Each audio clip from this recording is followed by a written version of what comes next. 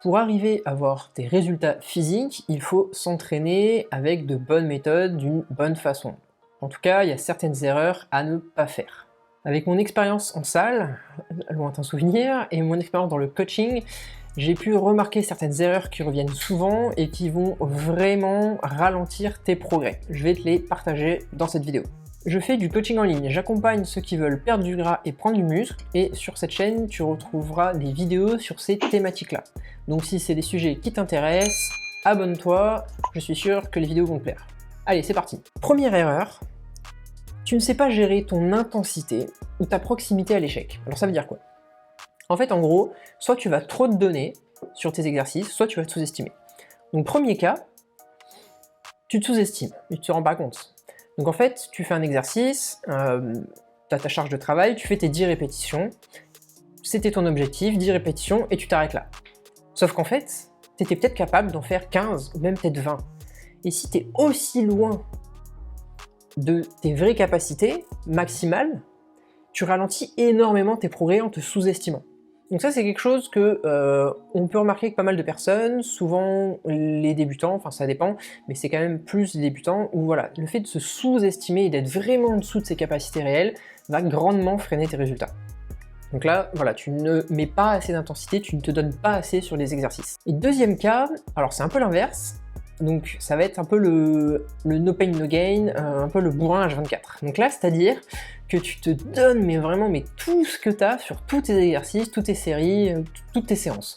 C'est-à-dire qu'en fait, tu vas aller jusqu'à détériorer la technique, l'exécution de tes mouvements pour gratter quelques reps, pour essayer d'en faire plus. Et voilà, tu vas aller toujours trop loin, tu vas te surfatiguer pour toujours essayer d'avoir une répétition de plus, ou tu vas mettre une charge trop lourde qui va dégrader l'exercice, et ainsi de suite.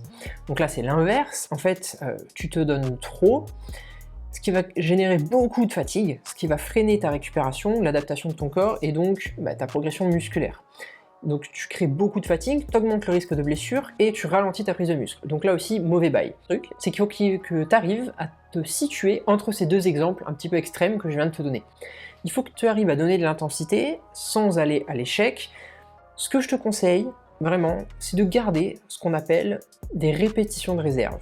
Donc une répétition de réserve, c'est une répétition que tu peux faire, c'est-à-dire que tu as la capacité de la faire, tu as la force et encore l'énergie pour la faire, mais tu ne la fais pas, tu la gardes en réserve. Et je te conseille de garder environ, allez, on va dire 1 à 3 répétitions de réserve sur tes exercices. C'est en fait un spot, une fourchette, où tu vas fournir assez d'efforts pour progresser, stimuler ta masse musculaire et donc prendre du muscle, mais sans causer trop de fatigue, sans causer voilà, un surplus de fatigue qui t'empêcherait de progresser, qui diminuerait tes performances sur la séance même ou sur les autres séances, et même sans amener un risque voilà, de blessure plus important. Donc c'est le spot, on va dire, le plus rentable, qui a le meilleur ratio bénéfice des avantages. Donc garde quelques répétitions de réserve. Et c'est comme ça prend du temps, mais que tu vas gérer ton intensité pour progresser dans les meilleures conditions. Deuxième erreur que je vois très souvent, c'est de changer d'exercice trop souvent. En fait, pour maîtriser un exercice, déjà, ça prend du temps. C'est pas en 2 semaines qu'on maîtrise un exercice. Bon, allez, ok, encore un curl biceps, tu me diras, ça prend pas trop de temps. Mais maîtriser un squat, maîtriser, je sais pas, un développé couché, voilà, des exercices fondamentaux, on va dire, ou des exercices polyarticulaires plutôt, c'est mieux, ça prend pas des semaines, ça prend des mois en fait. Vraiment bien maîtriser ces exercices, ça prend vraiment beaucoup de temps. Et je pourrais même dire des années. Si on veut vraiment être perfectionniste, ça prend vraiment beaucoup de temps. Et le truc, c'est que pour progresser, il va falloir que tu maîtrises ces exercices, donc pour progresser physiquement, que tu maîtrises ces exercices, et ensuite que tu progresses dessus en termes d'efficacité, en termes de charge, en termes de répétition. Et ça prend du temps. Parce que si tu changes d'exercice tout le temps, tu vas devoir déjà réapprendre les nouveaux exercices. Donc déjà, tu perds du temps parce que tu dois apprendre les schémas moteurs, tu dois apprendre les mouvements. Ensuite, les premiers changements qui vont se faire, c'est surtout au niveau nerveux en fait. C'est le schéma moteur, le mouvement. Ta prise de muscle, ta stimulation musculaire, elle va venir après. Donc là, pareil, tu repères du temps. Donc si tu as un programme où toutes les 2 semaines, ou même tous les mois, tu changes d'exo, honnêtement, c'est de la merde. Je suis désolé de te dire ça comme ça, mais tu te sabotes, tu ralentis énormément tes progrès. Alors, pour l'argument, le corps s'habitue, il faut choquer les muscles, machin, machin, ça c'est un sujet qui est mal compris.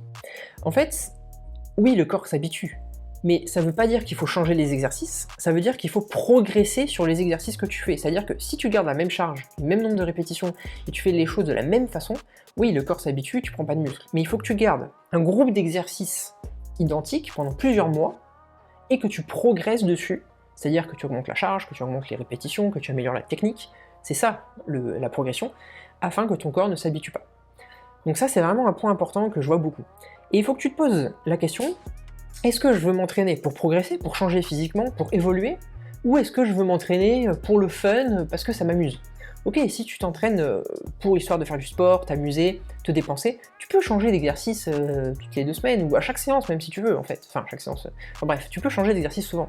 Mais si tu veux maximiser ton changement, ta transformation corporelle, il faut que tu gardes un programme plusieurs mois, et que tu le fasses évoluer les paramètres de ce programme petit à petit, c'est-à-dire nombre de répétitions, charge, peut-être temps de repos, etc. Troisième erreur, trop se fier aux sensations. Alors ça c'est pareil, c'est quelque chose que je vois vraiment partout, tout le monde le dit, ah non moi je fais pas cet exo, j'ai pas de bonnes sensations, ou non moi je fais cet exo, j'ai de très bonnes sensations, je fais du squeeze press là ou je sais pas quoi pour l'intérieur des pecs, j'ai de super sensations. Non. Alors, je vais développer un peu. Ok, c'est plaisant, c'est très plaisant même, limite gratifiant d'avoir un retour, d'avoir une sensation sur un muscle que tu travailles. Par exemple, je sais pas, tu travailles les bras, tu as un retour, tu sens tes bras travailler, c'est plaisant, tu te dis bon bah voilà, ça marche, ça fonctionne, le bras travaille, c'est top. En fait, sauf que, ok c'est plaisant, mais c'est pas synonyme de progrès ou de stimulation musculaire. Les sensations déjà, elles sont très individuelles. Ensuite, elles évoluent avec la pratique. Quelqu'un ça fait peut-être qu'il a 5 ans d'entraînement, il aura beaucoup plus de sensations que quelqu'un qui a 6 mois d'entraînement. Ça dépend des exos, des personnes et de plein de choses, de ton niveau de fatigue, de où t'en es dans ta séance, bref. Mais l'hypertrophie ne dépend pas des sensations. Si tu veux beaucoup de sensations, c'est simple, hein. Tu fais que des exos d'isolation, des exercices d'isolation, tu fais des séries très longues, tu prends pas de temps de repos, et tu restes sous tension. Là, il y a de grandes chances que tu aies beaucoup de sensations. Pourtant, est-ce que c'est la meilleure méthode pour changer, se transformer physiquement? Non. Tu peux peut-être en introduire un petit peu, des exos voilà, avec des isolations, avec des séries longues, etc. Mais si tu bases tout ton programme uniquement là-dessus, bon courage. Le facteur numéro 1 pour stimuler ta masse musculaire de l'hypertrophie, ça va être la tension mécanique. En fait, ça va être la charge appliquée à un muscle pendant un certain temps. Donc si tu effectues un exercice qui comprend le rôle biomécanique du muscle que tu veux solliciter, que tu ressentes ou non le muscle, ça va fonctionner. Donc là, il faut vraiment ne pas oublier ça en fait. Ok, tu peux ne pas sentir ton muscle travailler, mais il va quand même travailler en fait. Et après, petite dernière chose, tes sensations, elles vont varier entre les muscles. Par exemple, tu peux très bien sentir, je sais pas, tes quadriceps et mal sentir ton dos. Voilà, là-dessus, il y a vraiment plein de variations, et même entre les individus, entre les exercices, entre les individus. Enfin bref, ça évolue dans le temps, et c'est pas quelque chose sur lequel tu peux te baser en fait. Il faut vraiment que tu restes sur la tension mécanique qui est la base pour l'hypertrophie. Quatrième point, quatrième chose qui fait que tu t'entraînes mal, tu ne t'échauffes pas ou tu ne t'échauffes pas assez. Ça c'est un truc mais pareil qui est assez répandu. Beaucoup de personnes pensent bien faire, ont pas beaucoup de temps, bon allez hop, je saute l'échauffement, j'en ai pas besoin, j'arrive, je prends ma barre à 100 kg, je fais mon squat. Ouh, stop. L'échauffement, il est aussi important que l'entraînement lui-même. En fait, l'échauffement, il va littéralement préparer ton corps à l'effort. Il va permettre, entre autres, d'avoir un meilleur recrutement musculaire, de produire plus de force, de diminuer grandement les risques de blessures. Il va même jouer pour ta préparation mentale, pour te conditionner en fait, pour te dire, te préparer aux éventuelles barres, aux éventuels exercices que tu vas faire. En fait, il n'y a que des bénéfices à s'échauffer. Il va préparer également tes articulations, enfin tout ton corps en fait, tes muscles, tous les ligaments, ton rythme cardiaque. Voilà, vraiment tu vas être plus chaud, tu vas être plus rapide, tu vas être plus alerte. Tout va être mieux. Donc imagine, je te dis, j'ai une pilule, un complément qui te permet d'être plus fort, de produire plus de muscles, de moins te blesser, d'être plus concentré. Tout ça, c'est gratuit et ça te prend juste 5 minutes. Est-ce que tu le prendrais? Ben oui. Alors pourquoi tu t'échauffes pas, ou pourquoi tu t'échauffes mal, ou pourquoi tu t'échauffes à l'arrache? Ok, et le dernier conseil que je peux te donner, ou l'erreur plutôt, c'est qu'en fait tu ne prends pas assez de temps de repos entre tes séries. Il faut pas confondre cardio et musculation, ou HIIT et musculation. C'est pas la même chose. En fait, en musculation, le but c'est de stimuler ta masse musculaire. C'est voilà, de te développer, tu vois. Alors, je t'arrête, ça veut pas dire que tu vas devenir Hulk. Tu vois, je fais de la musculation depuis plusieurs années. Voilà, on dirait à peine que j'en fais des fois. Donc là-dessus, il faut vraiment que tu ne confondes pas cardio et musculation et que tu prennes assez de temps de repos. C'est-à-dire que le but en musculation, c'est de prendre un temps de repos suffisant qui va te permettre de reproduire une série efficace et de progresser. Le but, c'est pas d'avoir chaud, c'est pas de transpirer, c'est pas d'être essoufflé, c'est pas d'être crevé. C'est pas ça du tout. Si tu veux ça, va faire du HIIT, va faire du cardio, voilà. La musculation, c'est un objectif différent. Voilà, encore une fois, le but c'est pas de tout enchaîner, d'aller le plus vite possible.